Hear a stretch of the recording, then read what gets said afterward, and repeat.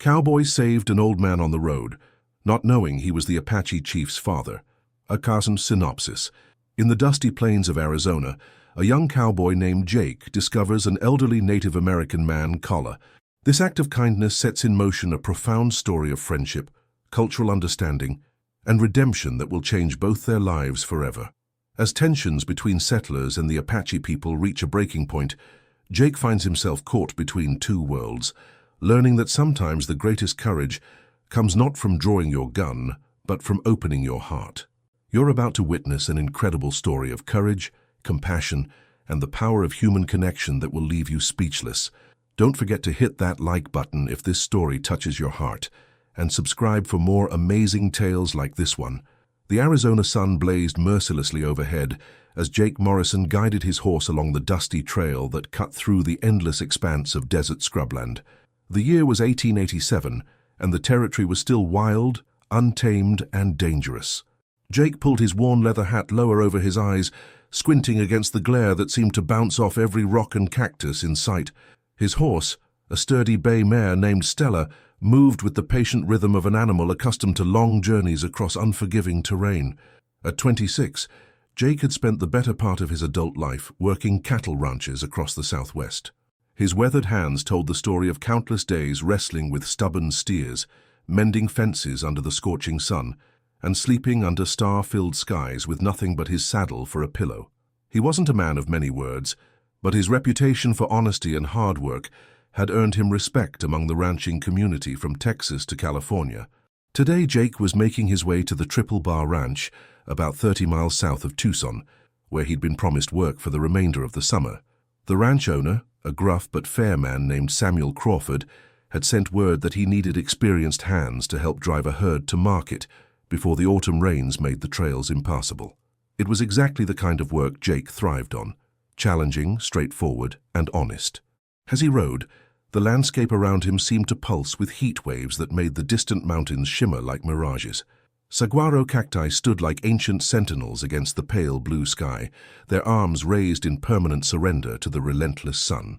The only sounds were the steady clip-clop of Stella's hooves, the creak of leather, and the occasional call of a hawk circling high overhead. Jake had been riding for about 6 hours when he spotted something unusual ahead on the trail. At first, it looked like a bundle of old clothes that someone had dropped, but as he drew closer, his heart jumped. It was a person. An elderly man lying motionless beside the road, his dark clothing stark against the pale sand. Without hesitation, Jake spurred Stella forward and leaped from the saddle before the horse had even come to a complete stop. The man was Native American, probably in his 70s, with long gray hair and deeply lined features that spoke of a lifetime spent outdoors. His breathing was shallow and labored, and his skin felt dangerously hot to the touch. "Hey there, old-timer," Jake said softly, gently shaking the man's shoulder. "Can you hear me?" The elderly man's eyes fluttered open, revealing dark pupils that seemed to struggle to focus. He tried to speak, but only managed a weak croak. Jake could see that dehydration and heat exhaustion had taken a serious toll. "Don't try to talk right now," Jake said, his voice calm and reassuring.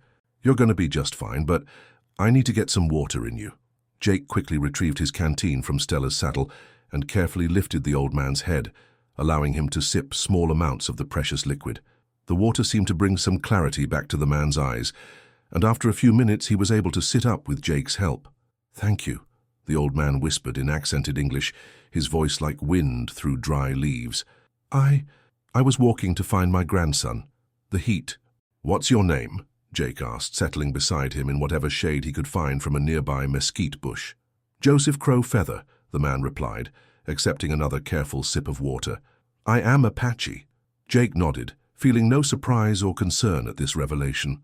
Unlike many of the white settlers in the territory, he had always judged people by their actions rather than their heritage. "I'm Jake Morrison. Where were you trying to get to, Mr. Crow Feather?"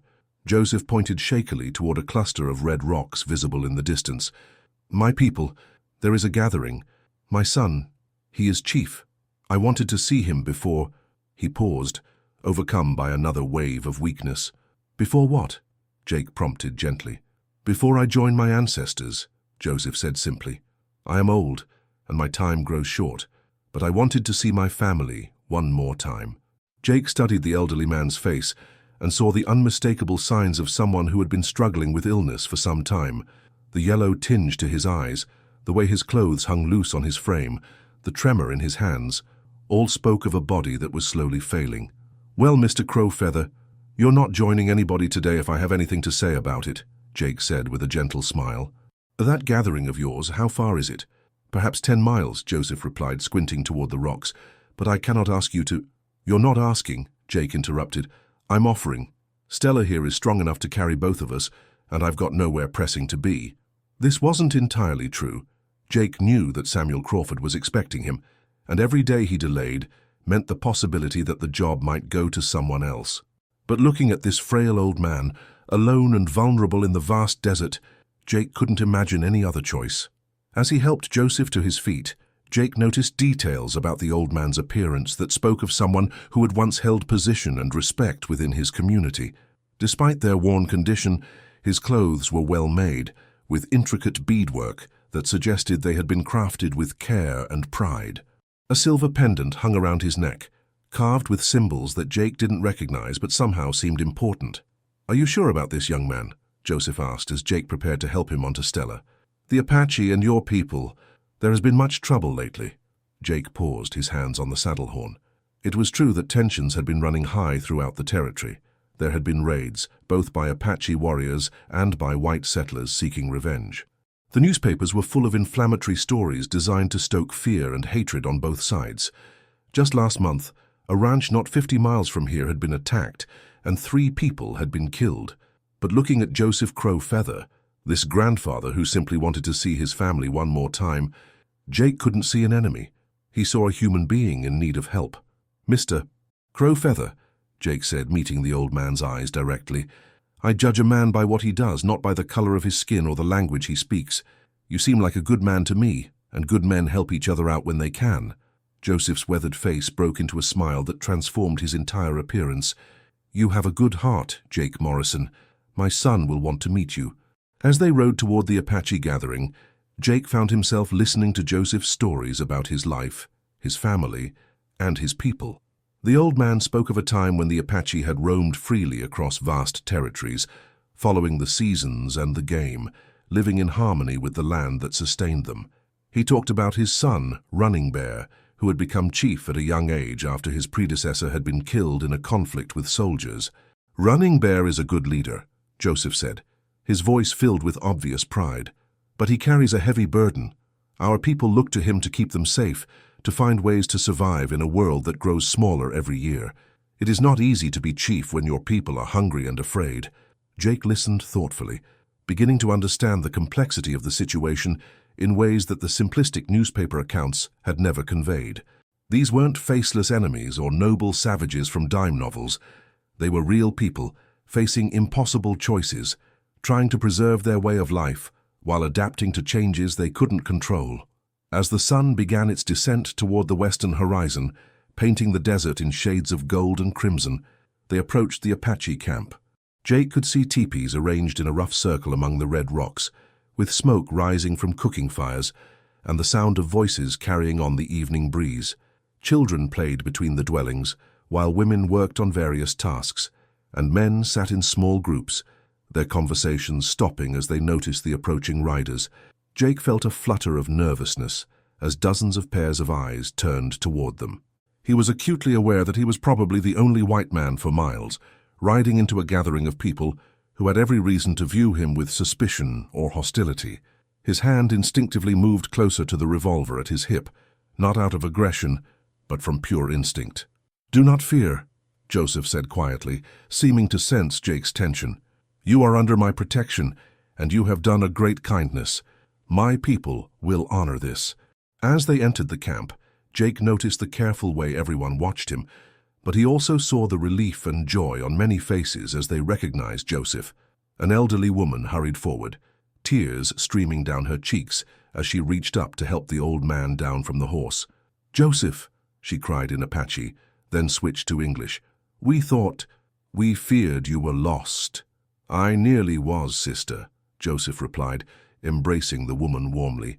"But this good man found me and brought me home." Before Jake could fully process what was happening, a tall, powerfully built man emerged from one of the larger teepees. He was younger than Jake had expected, probably in his early 40s, with intelligent dark eyes and an air of natural authority that marked him unmistakably as a leader. His black hair was braided with silver ornaments, and he wore traditional Apache clothing that had been carefully maintained despite the obvious hardships his people were facing. "Father," the man said simply, but Jake could hear the enormous relief in his voice. "My son," Joseph replied. "I would like you to meet Jake Morrison. He saved my life today." Running Bear stepped forward, and Jake dismounted to meet him at eye level. For a long moment, the two men studied each other, each taking the measure of the other. Jake saw intelligence, strength, and a deep weariness that came from carrying the weight of responsibility for his people's survival. Running Bear saw honesty, courage, and something else that surprised him, a complete absence of the fear or hatred he had come to expect from white men. "You brought my father home," Running Bear said finally, extending his hand in the white man's gesture of greeting. "This is a debt I can never repay." Jake took the offered hand, feeling the strength in Running Bear's grip. "No debt necessary, Chief. Any decent man would have done the same." "You would be surprised," Running Bear replied with a bitter edge to his voice, "how few decent men we have encountered lately."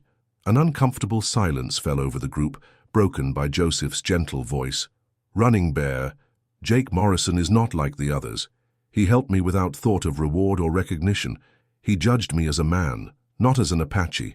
Running Bear nodded slowly. "Then he is welcome in our camp. Come, Jake Morrison. Share our evening meal and let us talk." As they walked toward the center of the camp, Jake became aware of the curious stares following them. Children peeked out from behind their mothers' skirts, having probably never seen a white man this close before. Warriors watched him with expressions ranging from suspicion to open curiosity. But what struck Jake most was how normal everything seemed. Families gathered around cooking fires, elders telling stories, young people laughing together. These weren't the savage warriors of newspaper stories. They were simply people trying to live their lives. The evening meal was a revelation for Jake. He had expected to feel out of place, but the Apache people's natural hospitality made him feel surprisingly welcome. He sat cross-legged on a woven mat between Joseph and Running Bear, sharing roasted rabbit, corn cakes, and a beverage made from mesquite pods that had a sweet, smoky flavor, unlike anything he had ever tasted. As the meal progressed, Jake found himself drawn into conversations about everything, from the best methods for tracking game to stories about the spiritual significance of various landmarks in the surrounding desert. Despite the language barriers, not everyone in the camp spoke English fluently. There was a warmth and openness that surprised him. "Tell me about yourself, Jake Morrison," Running Bear said, as the formal meal wound down and people began to gather around a central fire. "What brings you to our land?" Jake found himself telling the Apache chief about his life as a cowboy, his travels across the West, and his simple philosophy of treating people fairly regardless of their background. He spoke about growing up on a small farm in Missouri, losing his parents to a cholera outbreak when he was 16, and learning to make his own way in the world through hard work and determination. "You have no family?" Running Bear asked. "No wife or children, if that's what you mean," Jake replied. "Never seemed to stay in one place long enough to put down roots. Though I've got to admit, sometimes I wonder what it would be like to have something permanent, something that belonged to me." Running Bear nodded thoughtfully. "A man needs roots, needs to belong somewhere, but he also needs to know who he is, what he stands for. I think you know these things about yourself." As the evening deepened and the desert air began to cool, Joseph regaled the gathering with the story of his rescue, embellishing Jake's role with the kind of dramatic flair that made for good storytelling. Jake found himself embarrassed by the attention, but touched by the obvious affection the old man had for his family and community. It was well past midnight when Running Bear finally walked Jake to the edge of the camp, where Stella had been cared for and fed by several young Apache men who clearly knew their way around horses. "You are welcome to stay the night," Running Bear offered. "The desert can be dangerous in the darkness." Jake considered this, but he knew that his prolonged absence from his planned route would already have consequences. "I appreciate the offer, Chief, but I need to get moving. I've got a job waiting for me at the Triple Bar Ranch, and I'm already later than I said I'd be." Running Bear's expression darkened slightly. "Samuel Crawford's place. You know it?" Jake asked, surprised. I know of it, Running Bear replied carefully. Crawford has been vocal in his opinions about my people. He believes we should all be moved to reservations far from here. Jake felt a sinking sensation in his stomach. I didn't know. I just need the work, Chief. I don't have any part in politics or land disputes. I understand, Running Bear said. A man must eat, but be careful, Jake Morrison. There are those among your people who would not look kindly on your presence here tonight.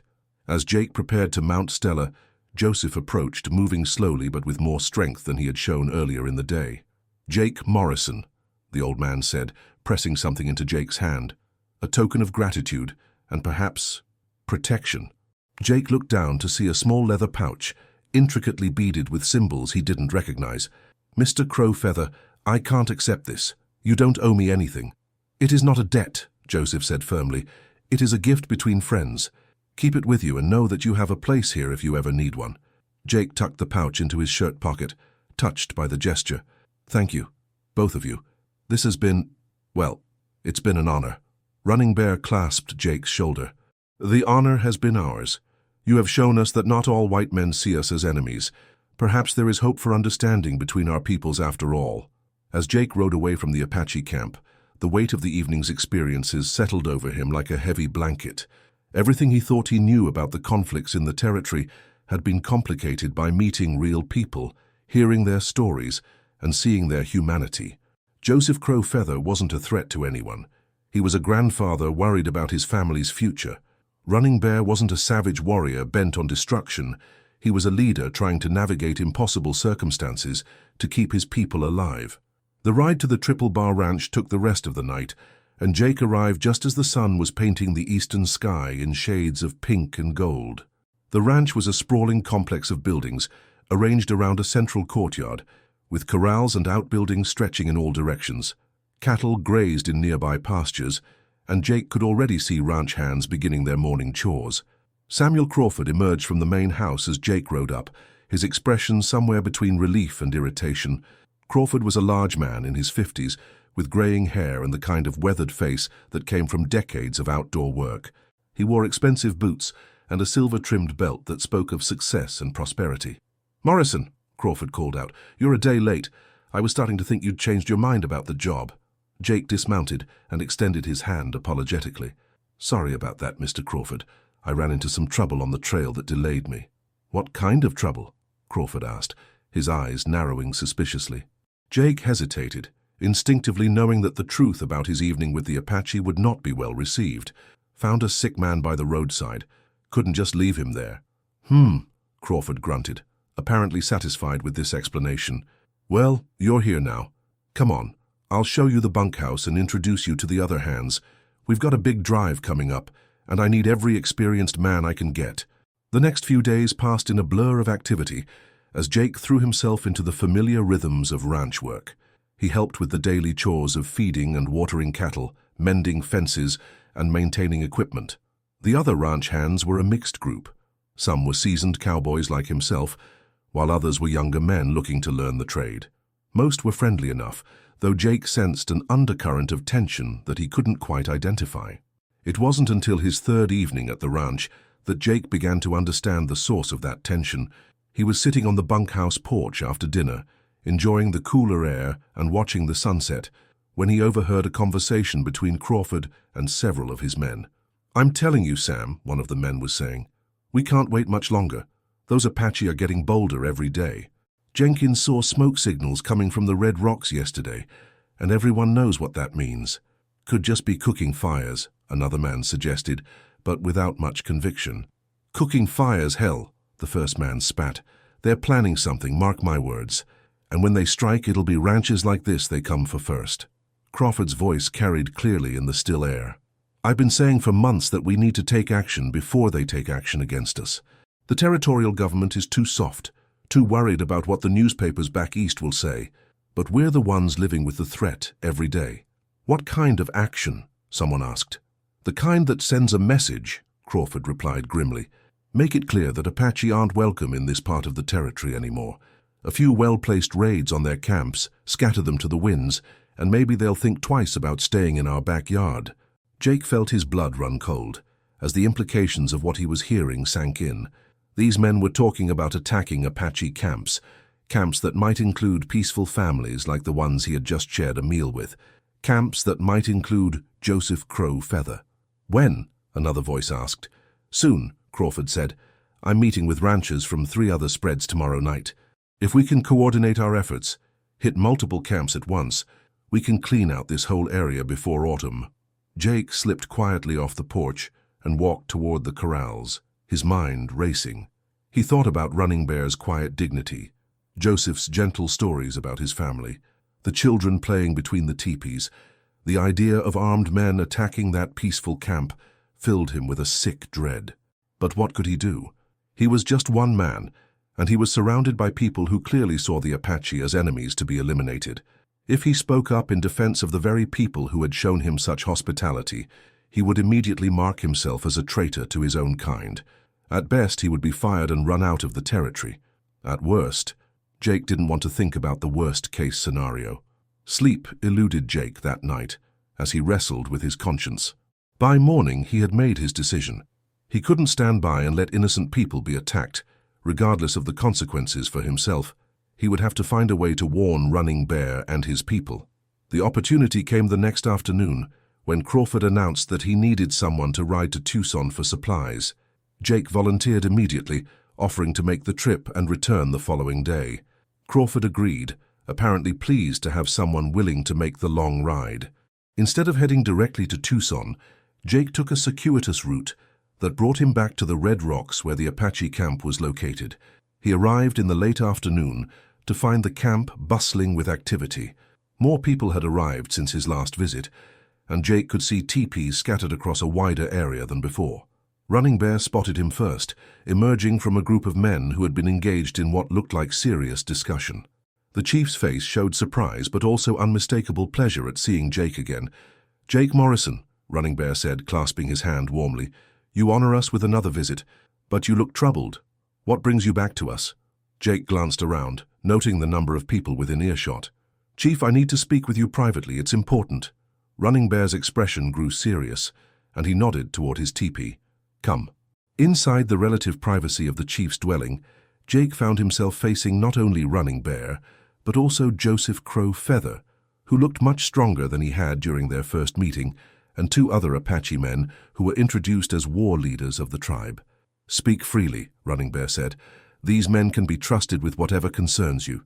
Jake took a deep breath and told them everything he had overheard at the ranch. He described Crawford's plan to coordinate attacks on Apache camps, the timeline he had mentioned, and the clear intent to drive all Apache people from the area through violence and intimidation. The silence that followed his words was heavy with implication. Jake watched as the Apache leaders exchanged glances, their faces revealing a mixture of anger, sadness, and resignation that suggested this news, while shocking in its specifics, was not entirely unexpected. "How many men?" one of the war leaders asked finally. "I don't know for certain," Jake replied. "Crawford mentioned meeting with 3 other ranchers, so probably at least 4 ranches worth of men. Could be 40 or 50 armed riders, maybe more." "When?" Running Bear asked. "Soon. Crawford was meeting with the other ranchers tonight to finalize plans. I'd guess they'll move within the next few days, maybe as early as tomorrow night." Joseph Crow Feather spoke for the first time since Jake had begun his account. "You risk much by bringing us this warning, Jake Morrison. Your own people will see this as betrayal." "Maybe," Jake acknowledged, "but I can't stand by and watch innocent people get hurt when I have the power to prevent it. What you do with this information is up to you, but I had to make sure you knew." Running Bear studied Jake's face for a long moment. "You understand that by warning us you have chosen a side in this conflict. There may be no going back to your old life." Jake had been thinking about this exact question throughout his ride to the camp. "Chief, I don't see this as choosing sides in some kind of war. I see it as choosing between right and wrong. What Crawford is planning is wrong, and if that makes me a traitor to my own kind, then so be it." One of the war leaders spoke rapidly in Apache, his tone urgent and angry. Running Bear responded in the same language, and Jake could sense a heated discussion taking place, even though he couldn't understand the words. Finally, Running Bear turned back to Jake. "Some of my men want to strike first, to attack the ranches before they can attack us. They say your warning proves that there can be no peace, that we must fight or be destroyed. What do you think?" Jake asked. Running Bear was quiet for a long moment, staring at his hands. I think that violence only breeds more violence. If we attack first, we become the aggressors, and every newspaper in the territory will paint us as savage killers. More soldiers will come, more settlers will demand our removal, and my people will suffer. So what will you do? We will leave, Running Bear said simply. Tonight, we will move the camp to a more defensible position in the mountains, and we will wait to see what Crawford and his allies do when they find us gone. Jake felt a mixture of relief and sadness at this news. Relief that the immediate threat of violence might be avoided. Sadness that these people were being forced from their homes by the threat of attack. Is there anything I can do to help? He asked. You have already done more than we could have asked, Joseph said. But if you truly wish to help, there is something. Name it. Running Bear leaned forward intently. Return to Crawford's ranch. Act as if nothing has happened. When they discover our camp is empty, observe their reaction. We need to know if they will be satisfied with driving us away, or if they will pursue us into the mountains. Jake nodded, understanding the importance of this intelligence. I can do that. Be careful, Running Bear warned. If they suspect you had any part in warning us, your life will be in danger. As Jake prepared to leave the camp, now bustling with the organized chaos of a people preparing to relocate quickly, Joseph approached him one final time. My son sees something special in you, Jake Morrison, the old man said. He believes you may be a bridge between our peoples, a way to find understanding instead of endless conflict. I'm just a cowboy, Mr. Crowfeather, Jake replied. I don't know anything about building bridges between different peoples. Sometimes the best bridges are built by those who don't realize they're building them, Joseph said with a gentle smile. Sometimes it's enough to simply treat others with kindness and respect, regardless of what they look like or where they come from. If this story is moving you, please hit that like button and subscribe for more incredible tales of courage and humanity. Now, let's see what happens when Jake returns to face the consequences of his choices. Jake left the Apache camp with Joseph's words echoing in his mind. As he rode through the gathering darkness toward Tucson, he still needed to maintain his cover story about going for supplies. He found himself thinking about the old man's faith in his ability to make a difference. The next morning, Jake returned to the Triple Bar Ranch with a wagon full of supplies and a carefully neutral expression. Crawford seemed pleased with his efficiency and asked no uncomfortable questions about his trip. Jake threw himself into his work, helping with the daily chores while keeping his ears open for any news about the planned raids. The news came that evening. Crawford called all his men together after dinner, his face flushed with excitement and anticipation. Boys, he announced, tonight we make this territory safe for decent folks. I've been coordinating with ranchers throughout the area, and we're going to send those Apache a message they won't forget. Jake felt his stomach clench, but he forced himself to maintain an expression of interest rather than horror. We'll be riding in 4 groups, Crawford continued. Each group will hit a different camp. By sunrise tomorrow, there won't be an Apache left within 50 miles of here. One of the younger hands raised his hand tentatively. Mr. Crawford, what if there are women and children in these camps? Crawford's expression hardened. Son, a rattlesnake is dangerous whether it's a big one or a little one. These people have been raiding and killing honest settlers for years. Tonight, that ends. Jake wanted to speak up, to point out that there was no evidence of recent Apache raids in the area, that the people Crawford was planning to attack were peaceful families just trying to survive. But he knew that any defense of the Apache would immediately mark him as suspicious, potentially ruining any chance he had of gathering the intelligence Running Bear needed. The raid was scheduled to begin at midnight, giving the raiders time to reach their targets under cover of darkness. Jake was assigned to Crawford's group, which was tasked with attacking the main camp at the Red Rocks, the very camp that Jake knew would be empty. As the appointed time approached, Jake found himself riding alongside 15 other men, all armed with rifles and revolvers, their faces set with grim determination. Crawford led the group, occasionally checking his pocket watch and muttering about timing and coordination.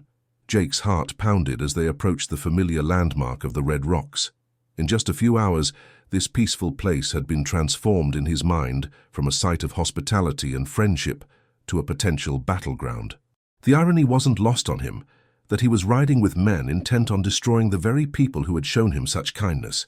When they reached the crest of the hill overlooking the camp, Crawford held up his hand to signal a halt. Jake looked down at the valley below and felt a profound sense of relief. The camp was completely empty. Not a single teepee remained, not a wisp of smoke rose from any cooking fire. The Apache had vanished as completely as if they had never been there at all. "What the hell?" Crawford muttered, pulling out a spyglass to scan the area more carefully. "Where are they?" One of the other men spoke up nervously. "Maybe they got wind of our plan somehow?" Crawford's face darkened with suspicion and anger. "How could they have known? We kept this quiet, told only the men we trusted."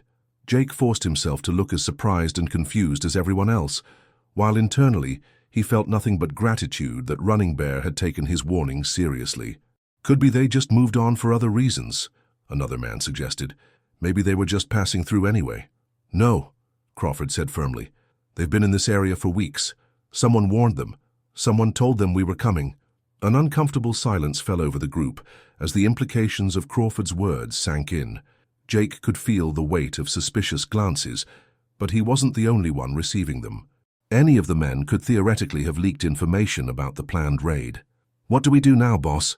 one of the hands asked. Crawford was quiet for a long moment, staring down at the empty camp with obvious frustration. "We searched the area. They can't have gone far with that many people. Families with children and old folks don't move fast." For the next 3 hours, Jake found himself part of a search party scouring the desert for signs of the Apache band. They found evidence of the recent camp, areas where the ground had been worn by many feet, the remains of old fire pits, scraps of materials that had been left behind in the hasty evacuation. But of the people themselves, there was no trace. "It's like they vanished into thin air," one of the men said, his voice tinged with the kind of superstitious fear that came from too many campfire stories about Apache tracking skills. "Nobody vanishes into thin air," Crawford snapped. "They're out there somewhere, and when we find them, they're going to pay double for making fools of us tonight." As dawn broke over the desert, painting the sky in brilliant shades of orange and pink, the search party finally gave up and began the long ride back to the ranch. Jake could see the frustration and anger on Crawford's face, and he knew that this setback would only make the rancher more determined to drive the Apache from the territory. Over the following days, Jake learned that the other 3 groups had experienced similar failures. Each camp that had been targeted for attack had been found empty, with clear signs that the inhabitants had left recently, but no indication of where they had gone. The coordination and speed of the Apache evacuation had been remarkable, and it left the would-be raiders frustrated and suspicious. Crawford's mood grew darker with each passing day. He spent hours studying maps of the territory, marking locations where Apache bands might be hiding, and sending out scouts to search for any sign of their presence. The other ranchers visited frequently, and their conversations always centered around the same themes. Someone had warned the Apache, and whoever was responsible needed to be found and punished. Jake continued his work on the ranch, maintaining his cover while carefully gathering information about Crawford's future plans. What he learned worried him deeply.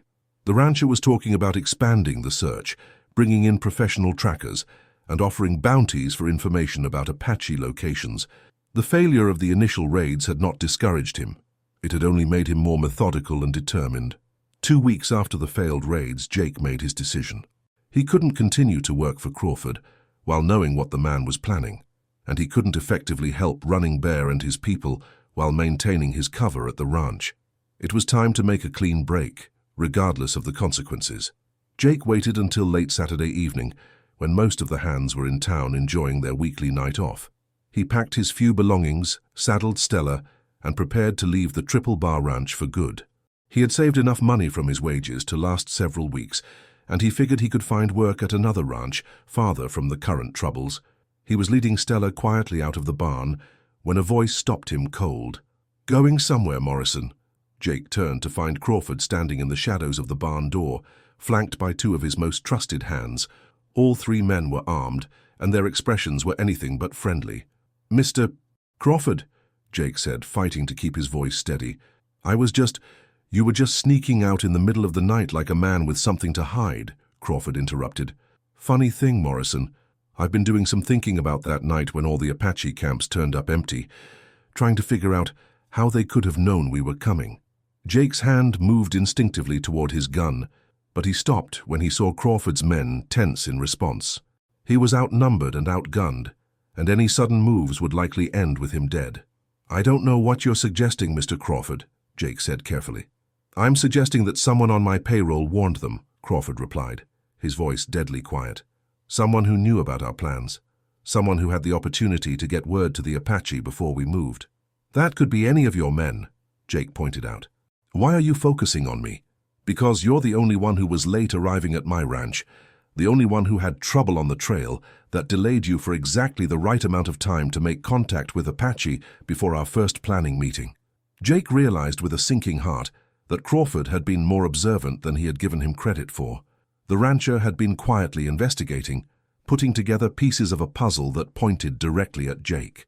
"You're wrong," Jake said, but even he could hear the lack of conviction in his voice. "Am I? Then you won't mind if we search your belongings, just to put my mind at ease." Before Jake could protest, one of Crawford's men grabbed his saddlebags and began going through them. Jake's heart sank as the man pulled out Joseph Crow Feather's beaded pouch, holding it up so Crawford could see it clearly. "Well, well," Crawford said, his voice filled with cold satisfaction. "Apache work, if I'm not mistaken. Beautiful craftsmanship, the kind of thing they might give to someone as a token of gratitude." Jake knew there was no point in denying it any longer. Crawford had the evidence he needed, and Jake could see in the rancher's eyes that his fate had already been decided. "It's not what you think," Jake said desperately. "I found an old man collapsed by the roadside. He was dying of heat exhaustion. I gave him water and helped him get home. That's all it was." "An old Apache man?" Crawford asked mockingly. "How convenient. And I suppose he just happened to be related to the very people who mysteriously vanished before our raids." "I didn't know about any raids when I helped him," Jake said truthfully. "I just saw someone who needed help." "But you did know about them later," Crawford said, "and you chose to betray your own kind to protect a bunch of savages." The word savages hit Jake like a physical blow, not because it was directed at him, but because of how wrong it was when applied to people like Joseph and Running Bear. "They're not savages," Jake said quietly. "They're just people trying to protect their families." Crawford's face twisted with disgust. "I knew it. You're an Apache lover, a traitor to your own race. Boys, get a rope." "Mr. Crawford," one of the hands said hesitantly, "maybe we should just run him out of the territory." No need to what?" Crawford snapped. "Show mercy to a man who sided with our enemies, who cost us the chance to clean out this nest of killers once and for all." Jake realized that Crawford wasn't just angry about the failed raids. He was genuinely convinced that he was fighting a righteous war against savage enemies, and Jake's betrayal had made him a legitimate target for summary justice.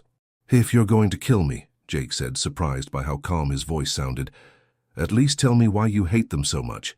What did the Apache ever do to you personally?" Crawford's eyes blazed with sudden fury. "What did they do? 3 years ago, Apache raiders attacked a settlement 30 miles from here, killed 12 people, including my brother's family. His wife, his 2 little girls, burned alive in their own home while those animals danced around the flames."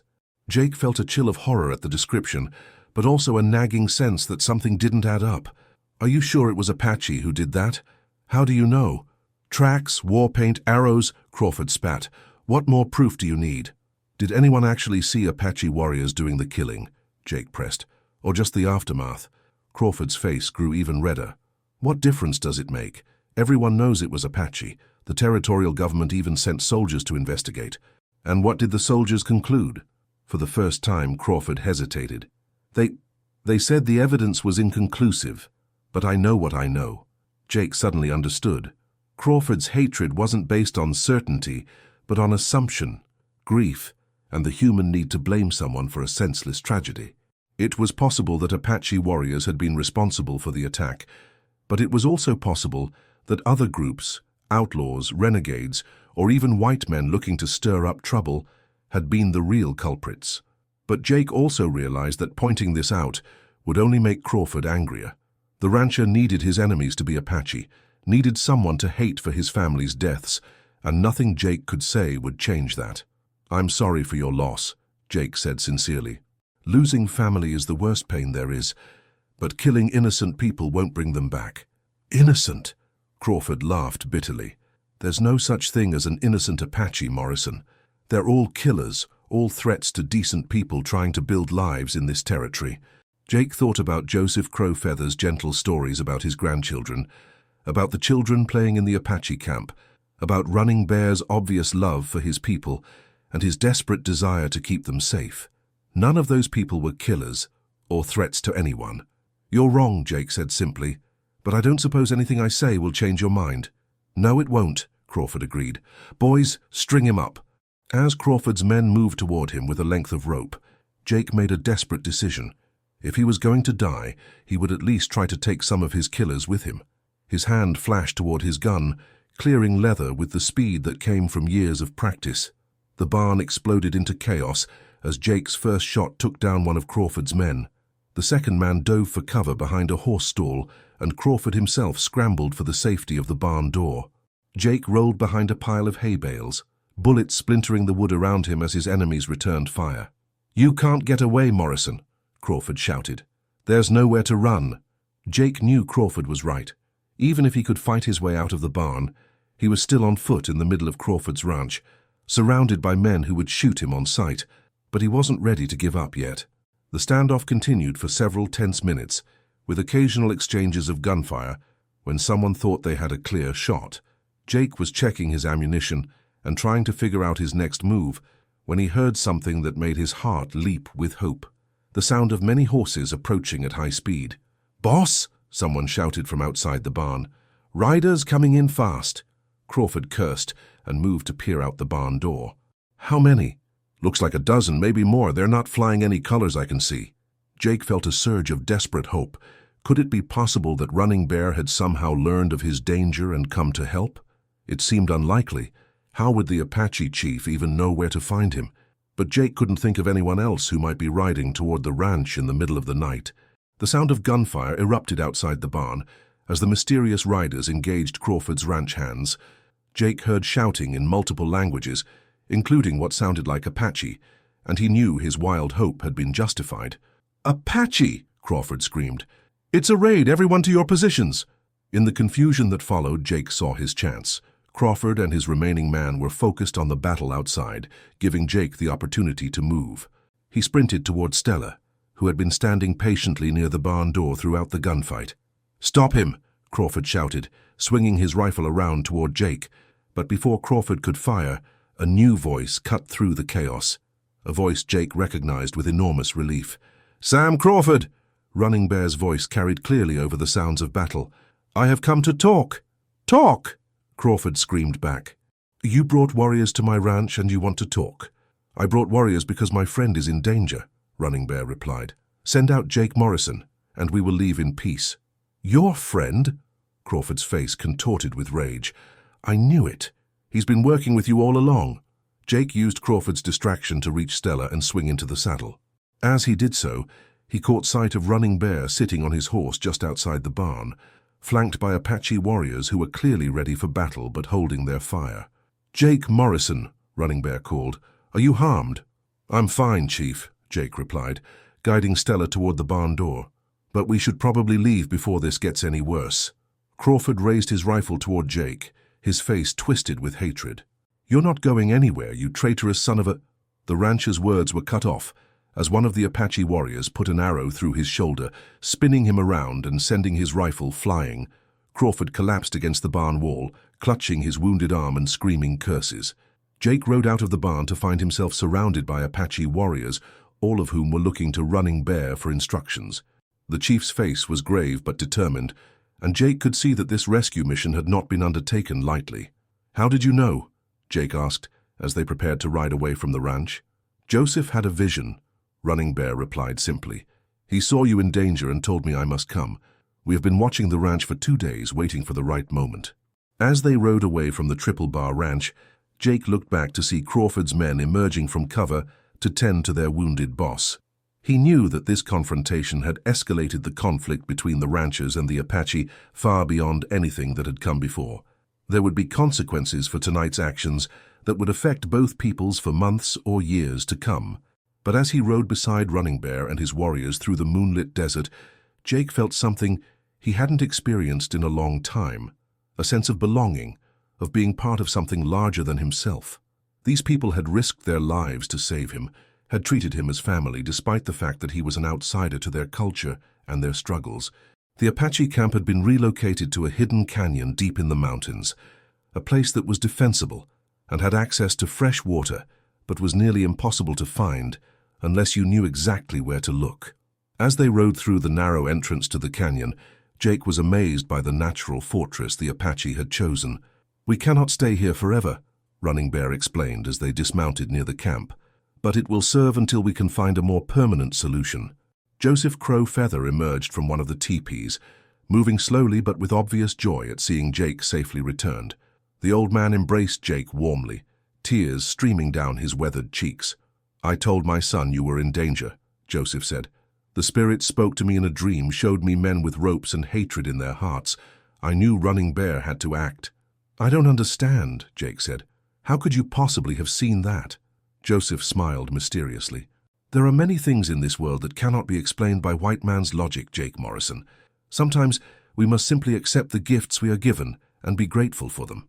Over the following days, Jake learned more about the complex situation the Apache were facing. The failed raids had indeed escalated tensions throughout the territory, but they had also bought the Apache time to organize and plan. Running Bear had been in contact with other Apache leaders, and they were working together to find solutions that didn't involve constant warfare. "We cannot win a direct fight with the white settlers," Running Bear explained to Jake as they sat around a small fire one evening. "They have too many guns, too many soldiers, too much support from the territorial government. But we also cannot simply disappear or allow ourselves to be herded onto reservations where our people will slowly die of starvation and despair." "What's the alternative?" Jake asked. "We must find a way to coexist," Running Bear replied, "to show the settlers that we are not their enemies, that we can live in the same territory without constant conflict." "How do you do that when men like Crawford are convinced that all Apache are killers?" Running Bear was quiet for a moment, staring into the fire. "Perhaps we start with one man at a time, one white man who learns that Apache are human beings, who goes back to his people and shares what he has learned. Perhaps that man teaches others and they teach others, and slowly the hatred begins to fade." Jake understood that Running Bear was talking about him, about the role he might play as a bridge between the two cultures. It was a daunting responsibility, and Jake wasn't sure he was the right person for such an important task. "I'm just a cowboy, Chief," Jake said. "I don't know anything about diplomacy or politics." "Sometimes the best diplomats are those who don't think of themselves as diplomats," Running Bear replied. "Sometimes it's enough to simply treat people with respect and kindness, regardless of their background." The conversation was interrupted by the arrival of one of the Apache scouts, who spoke rapidly in his native language to Running Bear. Jake could see the chief's expression grow increasingly serious as he listened to the report. "What is it?" Jake asked.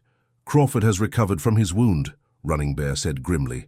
"He has been meeting with ranchers throughout the territory, telling them about last night's rescue. He is claiming that it proves the Apache and white sympathizers are working together to drive out honest settlers. Is that true?" "Partially," Running Bear admitted. "We did rescue you, and we would do so again. But Crawford is using this as evidence that all Apache are hostile, that any white man who shows us kindness is a traitor who must be punished." Jake felt a chill as he realized the implications. "He's going to use what happened to justify more attacks, isn't he?" "Yes, and this time he will have much more support. Fear is a powerful motivator, and Crawford is very good at making people afraid." Over the next week, the scouts brought increasingly disturbing reports.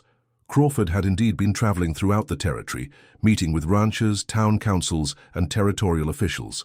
His story of Apache raiders attacking his ranch to rescue a white traitor was spreading quickly, growing more dramatic with each telling.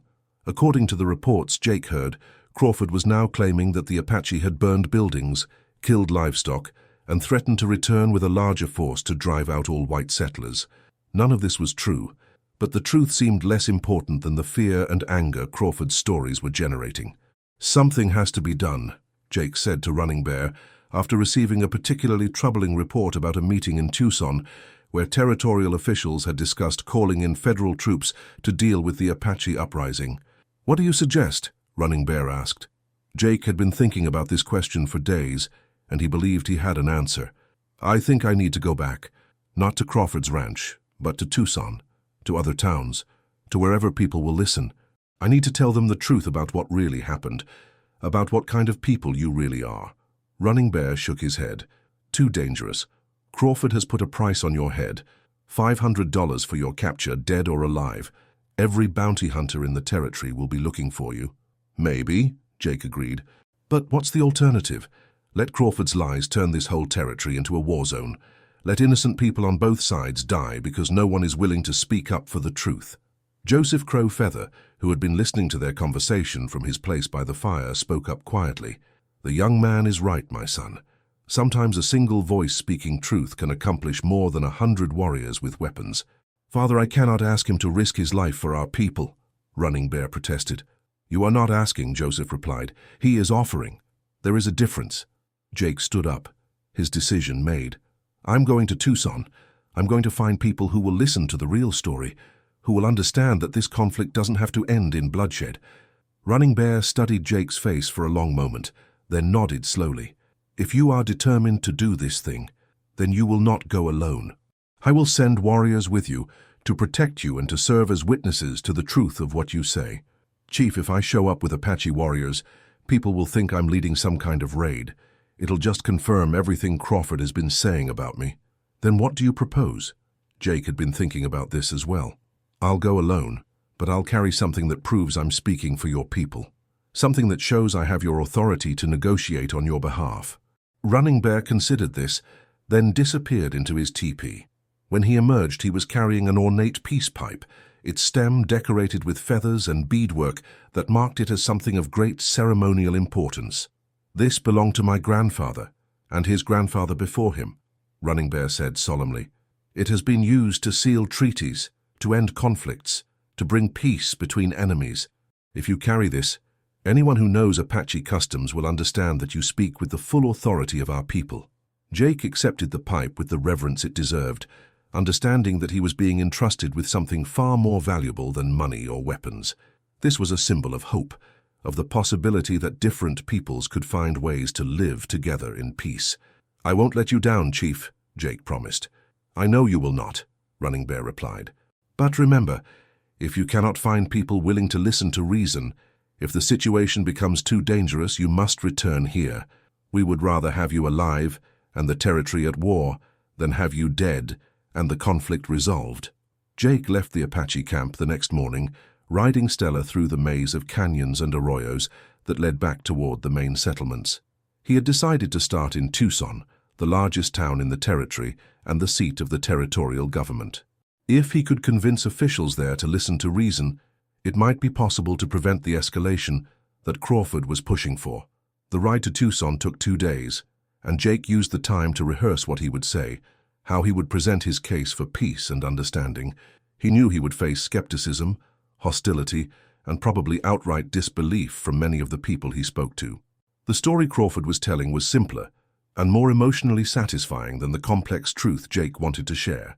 Tucson in 1887 was a bustling frontier town, a mixture of adobe buildings left over from its Spanish colonial days and newer wooden structures that reflected the growing American presence in the territory. The streets were busy with merchants, ranchers, miners, and all the other people who were drawn to the Southwest by the promise of opportunity and prosperity. Jake's first stop was the territorial government offices, where he hoped to speak with officials who might have the authority to call off any planned military action against the Apache. The reception he received was not encouraging. "Jake Morrison?" the clerk at the front desk said, his eyes widening with recognition. "You're the man Sam Crawford has been talking about. There's a reward posted for your capture." "I know," Jake replied calmly, "but I'm not here to cause trouble. I'm here to prevent it. I need to speak with whoever is in charge of territorial policy regarding the Apache." The clerk hesitated, clearly uncertain about how to handle the situation. I'll need to check with my supervisor. Please wait here." Jake waited in the small anteroom for nearly an hour before a tall, distinguished-looking man in an expensive suit emerged from one of the back offices. He introduced himself as Territorial Governor Richard Thompson, and his manner was polite but clearly wary. "Mr. Morrison," Thompson said, "I must say I'm surprised to see you here. Mr. Crawford has told us quite a lot about your activities." "I'm sure he has," Jake replied, "but I'm hoping you'll give me a chance to tell you what really happened, and more importantly, What could happen if we don't find a way to resolve this situation peacefully? Thompson studied Jake for a moment, then nodded toward his office. Very well, I'll give you 15 minutes. Once they were seated in Thompson's office, Jake told his story from the beginning. He described finding Joseph Crow Feather by the roadside, his visit to the Apache camp, the discovery of Crawford's planned raids, and his decision to warn Running Bear's people. He spoke about the Apache people he had met, their fears for their families, and their desire to find a way to coexist peacefully with the white settlers.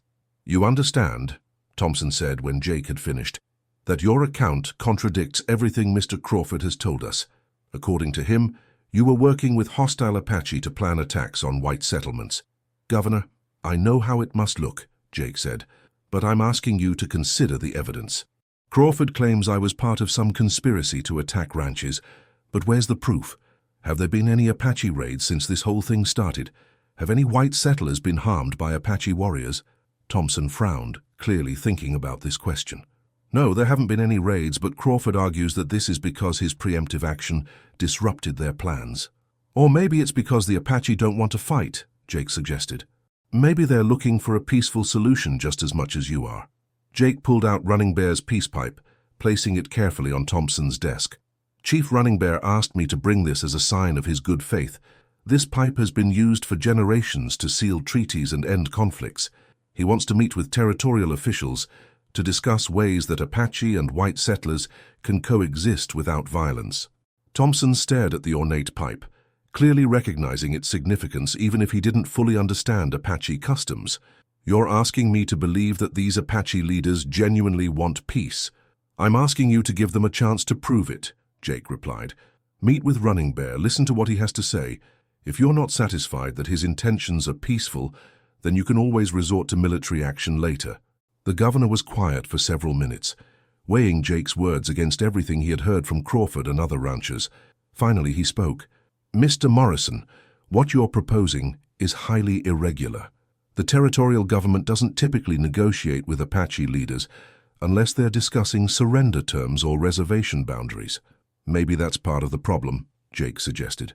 "Maybe if we started treating Apache leaders as legitimate representatives of their people instead of as defeated enemies, we might find better solutions." Thompson stood up and walked to his office window, looking out at the bustling streets of Tucson. "There's another problem, Mr. Morrison. Even if I were inclined to arrange such a meeting, the political climate right now is very hostile toward any appearance of Apache sympathy. Crawford has been very effective in stirring up public opinion." "What if the meeting were private?" Jake asked. "What if we could arrange for you and a small group of officials to meet with Running Bear and his advisors away from public scrutiny, just to hear what they have to say?" Thompson turned back from the window, his expression thoughtful. "That might be possible, but I would need guarantees of safety, and I would need some way to verify that these Apache leaders have the authority to speak for their people. Chief Running Bear speaks for his band, and he has influence with other Apache leaders throughout the territory," Jake assured him. "As for safety, I give you my personal guarantee that you would be under the protection of the Apache during any meeting. No harm would come to you or your people."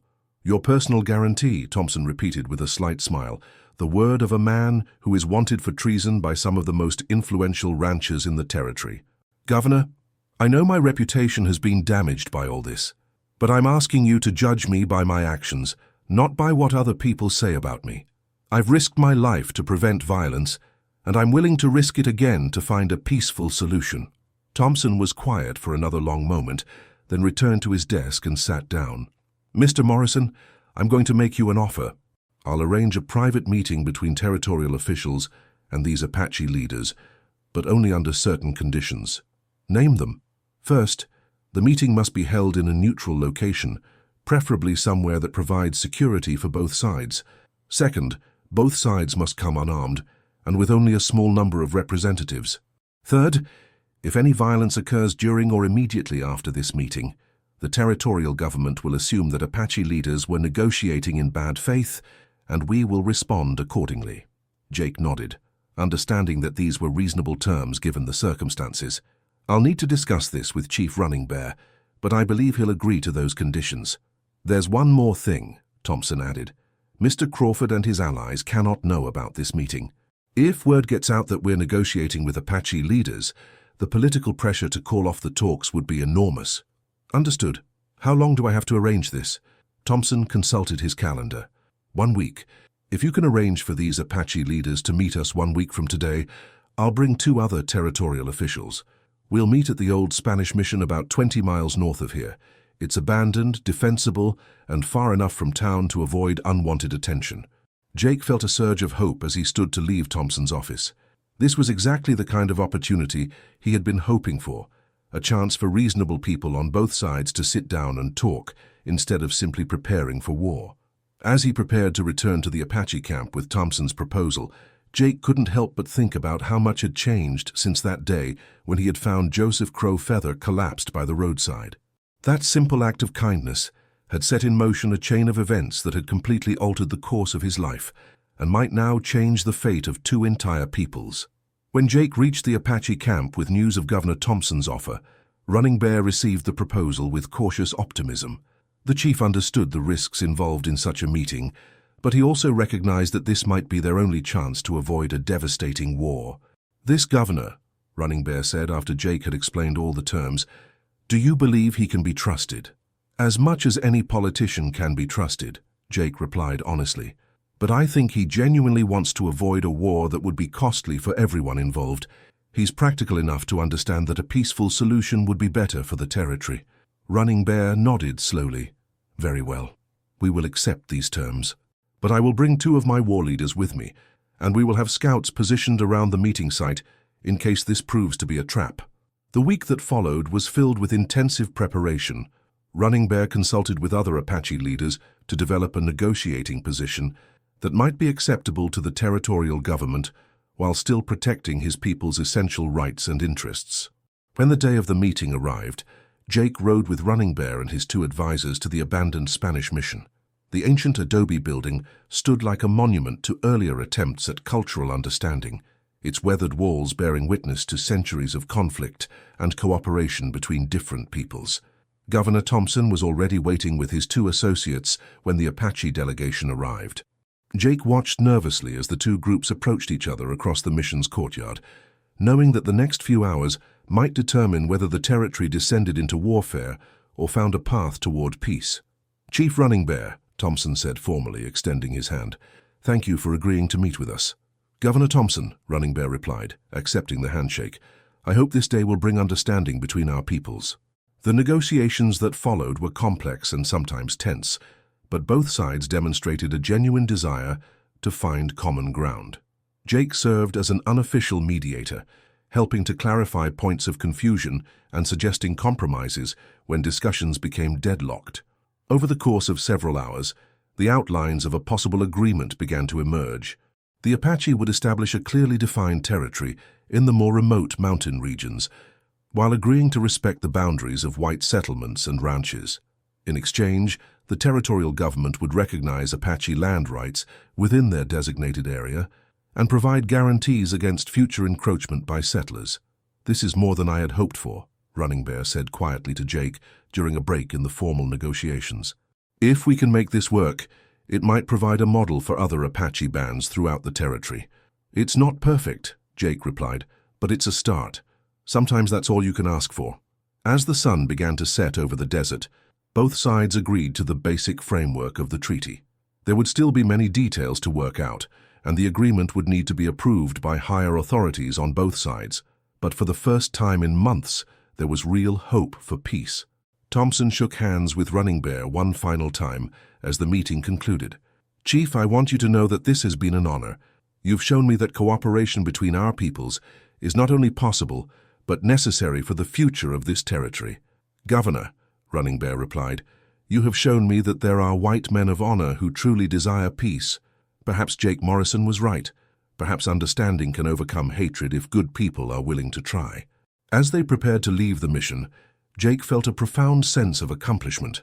The road ahead would still be difficult, and there would undoubtedly be those on both sides who would oppose any peaceful settlement. But today had proven that dialogue was possible, that people of good faith could find solutions to even the most intractable conflicts. If you've been moved by this incredible story of courage, compassion, and the power of understanding, to bridge even the deepest divides. Please hit that like button and subscribe for more amazing tales. Share this story with others who believe in the possibility of peace and the importance of treating all people with dignity and respect. As Jake rode back toward the Apache camp alongside Running Bear and his advisors, he reflected on the extraordinary journey that had brought him to this moment. What had begun as a simple act of kindness, helping a stranger in need, had evolved into something far greater, a bridge between two cultures, a pathway to peace and a testament to the power of individual action to change the world.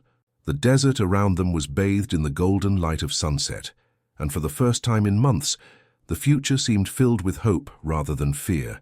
Jake Morrison, the wandering cowboy who had never thought of himself as anything more than an honest working man, had discovered that sometimes the most important journeys are the ones that lead us to our true calling. And in saving one old man on a dusty road, he had helped save two entire peoples from the tragedy of an unnecessary war. It was a lesson that would echo through the territory for generations to come, that courage isn't always about drawing your gun. Sometimes it's about opening your heart, and that the greatest strength lies not in the ability to destroy your enemies, but in the wisdom to turn them into friends. The bonds formed between Jake Morrison, Joseph Crow Feather, and Chief Running Bear would endure long after the immediate crisis had passed, serving as a reminder that understanding and compassion can triumph over hatred and fear when people of good faith are willing to take the first step toward peace. Jake Morrison had found more than just work in the Arizona territory. He had found his purpose, his family, and his home.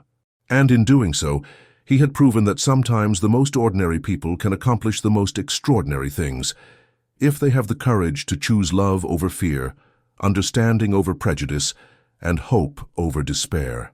The story of the cowboy who saved an old man on the road would be told and retold around campfires and dinner tables for decades to come, inspiring others to look beyond the surface differences that divide people and to recognize the common humanity that unites us all.